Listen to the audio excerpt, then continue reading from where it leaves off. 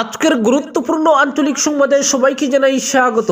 আজ 12 এপ্রিল শনিবার। আজকের সকালের বিশেষ বিশেষ খবর হলো, আন্দোলনের ট্রেলার চলছে, ওয়াকফ আইন বাতিল না হলে পুরো ছবি দেখবে দেশ।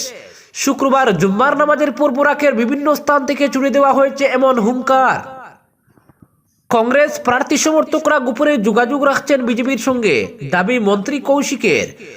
অফিস পড়া কাঁপিয়ে মনোনয়ন বিজেপির 12 জেডপি প্রার্থীর। মাধ্যমিকে উৎসাহজনক নয় বরাকের ফলাফল। কাছাড়ে পাশের হার 51.58, হাইরাকান্দিতে 58.38%, সর্বনিম্ন 47.94% শ্রীভূমিতে। 43 স্কুল কর্তৃপক্ষকে সকজ। এ ব্যাপারে বিস্তারিত থাকবে প্রতিবেদনে। মন্ত্রী কৃষ্ণেন্দুকে সঙ্গে নিয়ে 4 জেলা পরিষদ প্রার্থীর মনোনয়ন দাখিল। এবং সর্বশেষ খবরটি হলো, হাইরাকান্দি জেলা পরিষদে মোট 68 জনের মনোনয়নপত্র জমা। এবারে শুনুন বিস্তারিত খবর। আন্দোলনের ট্রেলার চলছে, ওয়াকফ আইন বাতিল না হলে পুরো ছবি দেখবে দেশ। না, এখনো গর্জে উঠেননি মুসলিমরা, চলছে ট্রেলার। সরকার ওয়াকফ সংশোধনী আইন বাতিল না করলে আন্দোলনের পুরো ছবিটা দেখবে গোটা দেশ। শুক্রবার জুম্মার নামাজের পর বরাকের বিভিন্ন স্থান থেকে চুড়ে দেওয়া হয়েছে এমন হুঙ্কার। এদিন জুম্মার নামাজের পর ওয়াকফ সংশোধনী আইন বাতিলের দাবিতে উপত্যকার 3 জেলাতেই মিটিং মিছিল বিক্ষোভ দেখান মুসলিমরা। ওয়াকফ সংশোধনী আইন নিয়ে দেশ জুড়ে চলছে তীব্র প্রতিবাদ। ইতিমধ্যে বিক্ষিপ্তভাবে বরাক উপত্যকার বিভিন্ন স্থানেও প্রতিবাদী নানা কার্যসূচি পালন করেছেন উপত্যকার মুসলিমরা। শুক্রবার দেখা গেল এক ভিন্ন দৃশ্য।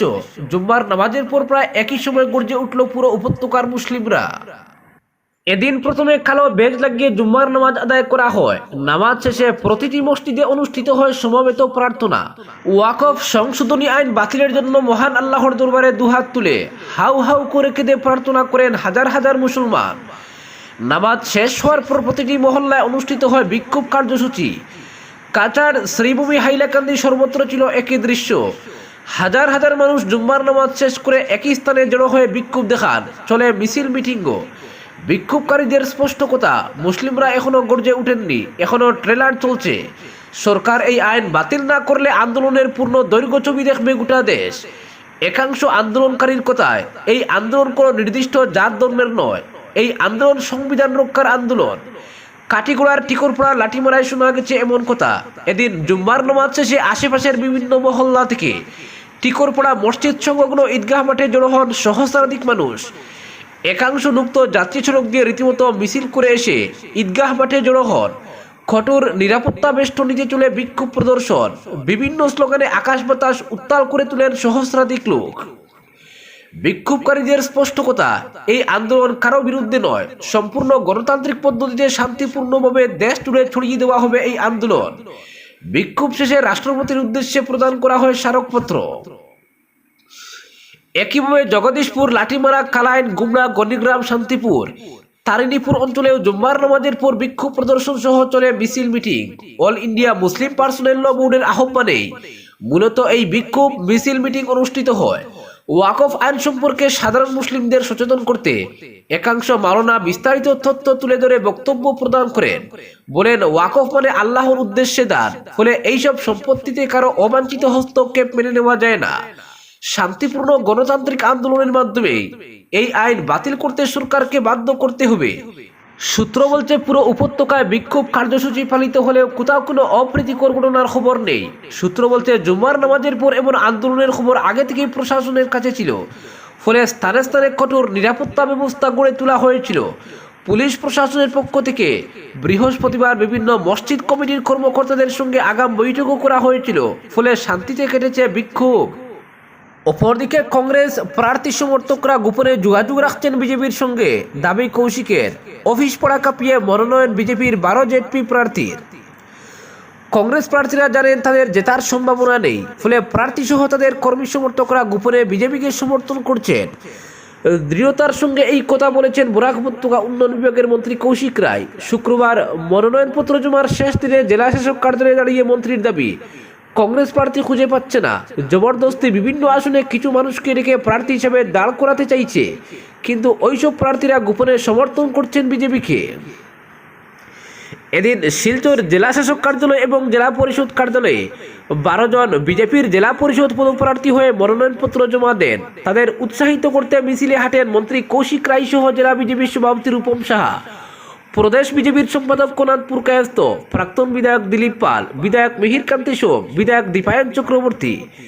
রীতিমতো অফিস পড়া কাঁপিয়ে মনোনয়ন জমা দেন বিজেপি প্রার্থীরা। এরপরে নিজের প্রতিক্রিয়ায় মন্ত্রী কৌশিক রায় বলেন, সংখ্যালঘু অধ্যুষিত এলাকায়ও ভালো ফল করবে বিজেপি। বিজেপিতে এবার একাধিক মুসলিম প্রার্থী রয়েছেন। পাশাপাশি কংগ্রেসের প্রার্থী কেন্দ্রিক সংঘাতের জেরে অনেকেই ওই দলের প্রতি মোহ নেই। যারা প্রার্থী হয়েছেন তারা ও তাদের সমর্থকরা গোপনে যোগাযোগ রেখে চলেছেন বিজেপির সঙ্গে। তারা জানেন কংগ্রেসে থেকে তাদের কোনো লাভ নেই। মন্ত্রীর দাবি, সব কোটি আসনেই জয়ী হবে এজিপি বিজেপি মিত্রজোট। জেলা বিজেপির সভাপতি রূপম সাহা বলেন, কাছাড় জেলার প্রতিটি গ্রামকে স্বচ্ছ সুন্দর করে তোলার লক্ষ্য হলো জেলা বিজেপির। ফলে গ্রাম কাছাড়ের সাধারণ মানুষের উচিত বিজেপিকে জয়ী করা, কারণ একমাত্র বিজেপি উন্নয়নের রাজনীতি করে। তিনি আশা প্রকাশ করে বলেন, সব কোটি জেলা পরিষদ আসন যাবে বিজেপির দখলে।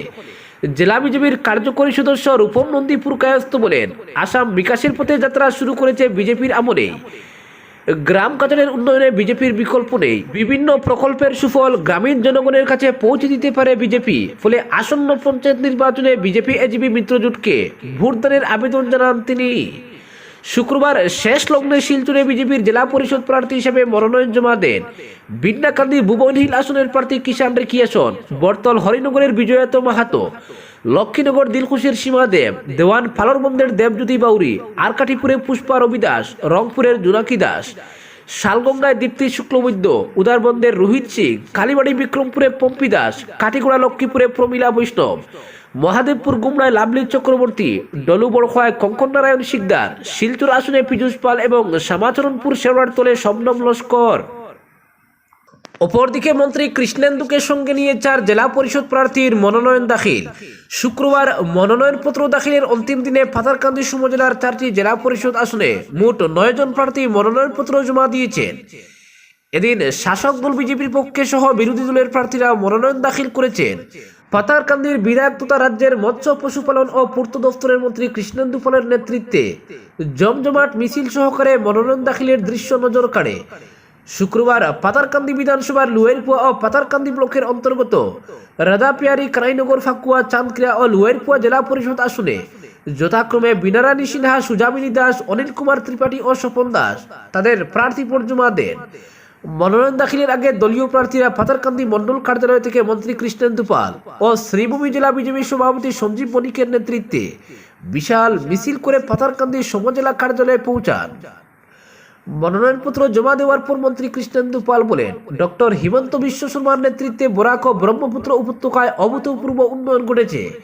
মানুষ আমাদের পাশে আছেন। এবারের পঞ্চায়েত নির্বাচনে বিজেপির নিরঙ্কুশ জয় নিশ্চিত। অন্যদিকে বিরোধী কংগ্রেসও পিছিয়ে নেই। প্রাক্তন বিধায়ক মণিলাল গোয়ালা ও পাথারকান্দি ব্লক কংগ্রেস সভাপতি প্রতাপ সিনহার নেতৃত্বে দলীয় প্রার্থী হিসেবে রাধাপিয়ারিতে বিজয় সিনহা, কানাইনগর ফাকুয়ায় পৌশালী দেবনাথ, চাঁদক্রিয়ায় প্রদীপ গোয়ালা এবং লুয়ারপুয়ায় চন্দন কুমার দাস মনোনয়ন দাখিল করেন। এ নিয়ে মণিলাল গোয়ালা বলেন, বর্তমান সরকারের আমলে পঞ্চায়েত ব্যবস্থায় দুর্নীতির পাহাড় গড়ে উঠেছে। এবার মানুষ ভোটের মাধ্যমে তার যোগ্য জবাব দেবেন। এই 4টি আসনের পাশাপাশি চাঁদক্রিয়া জেলা পরিষদে একজন নির্দল প্রার্থী হিসেবে ওম প্রকাশ কানুও মনোনয়নপত্র জমা দিয়েছেন। এছাড়াও এদিন পাথারকান্দির বিভিন্ন অঞ্চলে গ্রাম পঞ্চায়েত ও আঞ্চলিক পঞ্চায়েত স্তরের বহু প্রার্থীদের মনোনয়ন জমা দেওয়ার খবর পাওয়া যায়। অপরদিকে হাইলাকান্দি জেলা পরিষদে মোট 68 জনের মনোনয়নপত্র জমা। শুক্রবার 49 জন প্রার্থী মনোনয়নপত্র জমা দেওয়ায় 8 আসন বিশিষ্ট হাইলাকান্দি জেলা পরিষদের নির্বাচনে মোট 68 জন প্রার্থী তাদের মনোনয়নপত্র জমা দিয়েছেন। বৃহস্পতিবার 4টি আসনের জন্য 19 জন প্রার্থী মনোনয়নপত্র জমা দেন। নারায়ণপুর বন্দুকমারা আসনে শুক্রবার 13 জন প্রার্থী তাদের মনোনয়নপত্র জমা দেওয়ায় এই আসনে মোট 18 জন প্রার্থী মনোনয়নপত্র জমা দিলেন। আলগাপুর কাঞ্চনপুর আসনে শুক্রবার আরো 8 জন মনোনয়নপত্র জমা দেওয়ায় এই আসনে 16 জন মনোনয়নপত্র জমা দিলেন। শুক্রবার কালীনগর পাইকান আসনে মোট 4 জন, উমেদনগর রাজ্যেশ্বরপুর আসনে 4 জন প্রার্থী মনোনয়নপত্র জমা দিয়েছেন। বরুণচূড়া দলচূড়া আসনে 4 জন এবং কাটলিচূড়া বাগচূড়া আসনে 2 জন মনোনয়নপত্র জমা দিয়েছেন।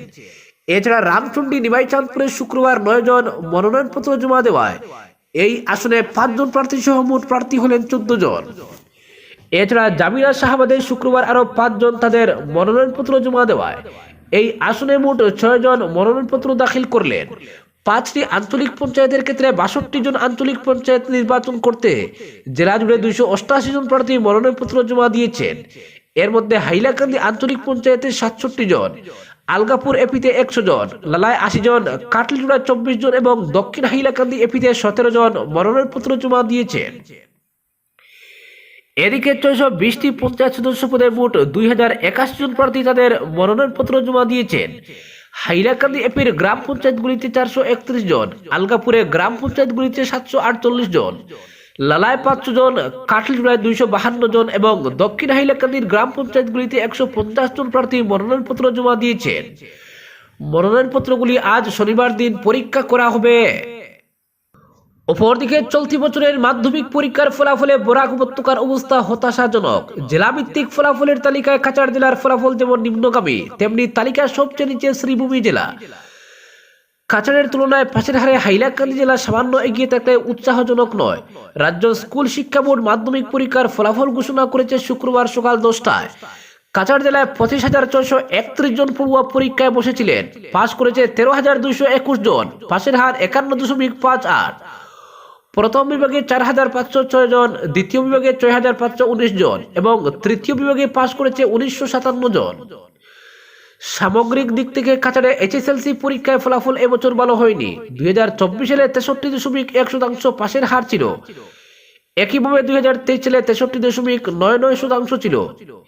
এদিকে থেকে দেখতে গেলে কাছাড় জেলার ফলাফল গত বছরের তুলনায় প্রায় 12% হ্রাস পেয়েছে। কাছাড়ে এবারের ফলাফলে সামগ্রিক দিক থেকে বেসরকারি স্কুলগুলি পাল্লা ভারী ছিল। বেসরকারি স্কুলের মধ্যে রামানুজ বিদ্যা মন্দির এইচএস স্কুলের 126 জন পরীক্ষার্থীর মধ্যে সকলেই প্রথম বিভাগে উত্তীর্ণ হয়েছে। শিলচর কলেজিয়েট এইচএস স্কুলের 645টা লেটার সহ 157 জন পরীক্ষার্থীর মধ্যে 154 জন প্রথম বিভাগে এবং 2 জন দ্বিতীয় বিভাগে উত্তীর্ণ হয়েছে। সরকারি স্কুলের মধ্যে ডিএনএনকে এইচএস স্কুল 93.6% ছাত্রী উত্তীর্ণ হয়েছে। 125 জন ছাত্রীর মধ্যে 117 জন উত্তীর্ণ হয়েছে, 2টি স্টারও পেয়েছে। একইভাবে পিএম3 বিন্দাকান্দি হাই স্কুলে 174 জন পরীক্ষার্থীর মধ্যে 144 জন উত্তীর্ণ হয়েছে। পাশের হার ছিল 82.76%। পিএম3 নরসিং হাই স্কুলে 118 জন পরীক্ষার্থীর মধ্যে 99 জন উত্তীর্ণ হয়েছে। এই স্কুলে পাশের হার 83.89%। এবার শিলচর হলিক্রস এইচএস স্কুলে এবার 109 জন পরীক্ষার্থীর মধ্যে 103 জন প্রথম বিভাগে, দ্বিতীয় বিভাগে 2 জন। মাধ্যমিক পরীক্ষার ফলাফলে হাইলাকান্দি জেলায় দাপট দেখালো বেসরকারি স্কুল। সরকারি স্কুলের তুলনায় জেলার বিভিন্ন বেসরকারি স্কুলের পড়ুয়ারাই নজর কাড়া রেজাল্ট করেছে। হাইলাকান্দি জেলার মোট 9,815 জন পরীক্ষার্থীর মধ্যে 5,730 জন পাস করেছেন। হাইলাকান্দি জেলার 9,815 জন পরীক্ষার্থীর মধ্যে প্রথম বিভাগে 1,794 জন, দ্বিতীয় বিভাগে 2,883 জন এবং তৃতীয় বিভাগে 882 জন পাস করেছেন। মোট পাস করেছেন 5,730 জন। জেলায় পাশের হার 58.38%। জেলায় সরকারি স্কুলের চাইতে বেসরকারি স্কুলের ফলাফল ভালো হয়েছে।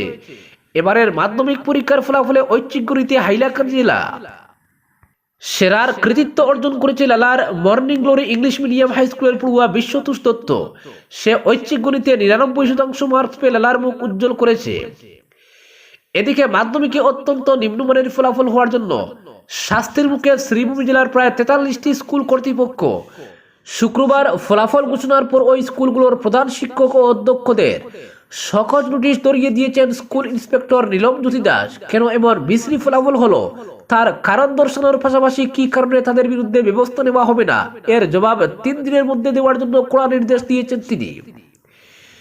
সেই সঙ্গে আগামী 6 মে শহরের বিক্ষোভচাঁদ বালিকা বিদ্যানিকেতনে এজন্য জরুরি সভা ডেকেছেন তিনি। অত্যন্ত বাজে ফলাফলের তালিকায় রয়েছে Shyamsundar Vidya Mandir high school, public higher secondary, Karimganj high school, Banga HS, পিএম3 ইসাবিল HS, Karnabadhu high school, Gourgobinda HS, Barugram Jafargarh extended HS, Gugrakuna high school, Nilambazar high school, Badarpur girls high school, Asemia higher secondary school, পিএম3 Lakshmibazar high school, Pallimangal high school, Gandai higher secondary school, Gunmuri girls high school প্রভৃতি। School ইন্সপেক্টরের জারি করা সহজ নোটিশে বহু স্কুলের ফলাফল শূন্য। অন্যান্য স্কুলের ফলাফল 30% নিচে রয়েছে। এমনিতে এবার গোটা রাজ্যের মধ্যে সর্বনিম্ন ফলাফল হয়েছে শ্রীভূমি জেলার। এই ফলাফলের জন্য ওইসব স্কুলকে দায়ী করা হচ্ছে। জেলার শিক্ষা ব্যবস্থা যে রসাতলে, মাধ্যমিকে 47.96% ফলাফল চোখে আঙ্গুল দিয়ে দেখিয়ে দিয়েছে। রাজ্যের 34টি জেলার মধ্যে সর্বনিম্ন পাশের হার শ্রীভূমি জেলার। শিক্ষা ব্যবস্থার এমন অবনতিতে জেলার শিক্ষানুরাগী মহলে ব্যাপক প্রতিক্রিয়ার সৃষ্টি হয়েছে। সরকার শিক্ষার মান উন্নয়নের জন্য জোর প্রচেষ্টা অব্যাহত রাখলেও বাস্তবে এর প্রতিফলন ঘটছে না। এবারের মাধ্যমিক পরীক্ষায় শ্রীভূমি জেলায় মোট পরীক্ষার্থী ছিল 17,013 জন। এর মধ্যে পাশ করেছে 8,160 জন। প্রথম বিভাগে 2,582, দ্বিতীয় বিভাগে 3,486 এবং তৃতীয় বিভাগে পাশ করেছে 1,639 জন। উল্লেখ্য, গত বছর পরীক্ষায় বসেছিল 16,468 জন পরীক্ষার্থী। এর মধ্যে পাশ করে 11,263 জন। জেলায় পাশের হার ছিল 68.4%। আজকের বিশেষ সংবাদ এখানেই সমাপ্ত।